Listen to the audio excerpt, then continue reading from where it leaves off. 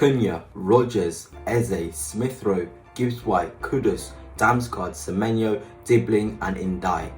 Why are Premier League mid-tables clubs attackers cut from the same cloth? Well, when we look at the mid-table teams in the Premier League, we can all say that they need pressure releases, players who can get on the ball and gather pace and yards on the opposition.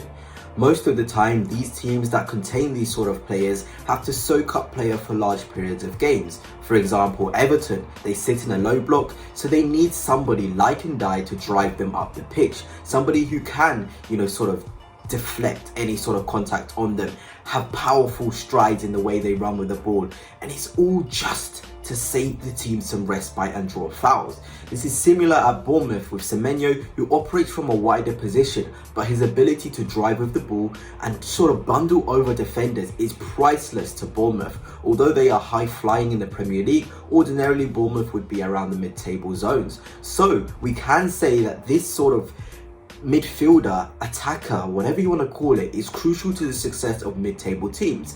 And we look at the big teams now, we look at the Tottenhams of this world, the Manchester Uniteds of this world, even the Arsenals of this world. If you look at their attacking quartet, they don't contain that player like Semenyo, like Kudus, who can drive with the ball up the pitch. And I feel as though some of their struggles in the final third is due to not having this profile of player. Football and the Premier League is certainly changing. You need powerful players who can protect the ball and keep the ball. And this is why we are seeing the likes of Fulham with the profiles of Smith Rowe, who can drive up the pitch as well. And like we see with Nottingham Forest with the profile of Gibbs-White driving up the pitch, they are having so much success. This profile of player is so priceless right now. And without these sort of ballers on your team to be able to drive you up the pitch, the success of these middle teams wouldn't be so good as it is right now. Furthermore, these players are given utmost responsibility for their team.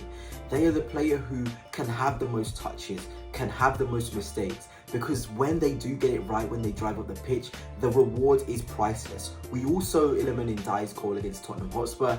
That was a goal that showed pure ball carrying essence. He was able to glide past the opponent, dribble past Dragusin at the back, all whilst not losing the ball. This is so crucial, especially to Everton, who are having to soak up the Tottenham pressure. To have Ndai able to do this is so important. We look at Southampton, who are struggling at the bottom of the pitch. Their best players are those ones that can drive with the ball.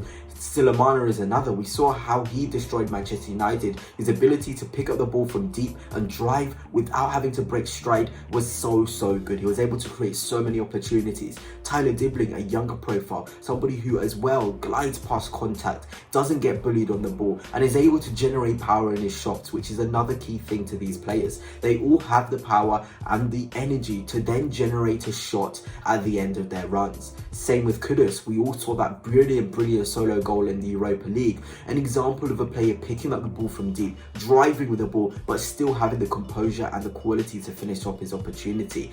This is so crucial. And I feel like we're going to see this trend filter through to the bigger clubs, to the top teams who don't already have this profile, because it is really crucial. A competition which ball carriers tend to strive in the most is definitely the Champions League. And this is why we're seeing the bigger clubs like Arsenal interested in profiles like Matheus Cunha, players or sort of ballers who can collect the ball from deep and drive and sort of bundle over opponents.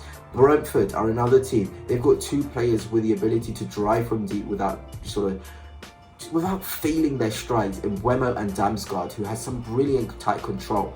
This art, this way of playing football is crucial to their survival, crucial to their success. And I just wanted to make a video hailing this sort of profile of player because it is so good.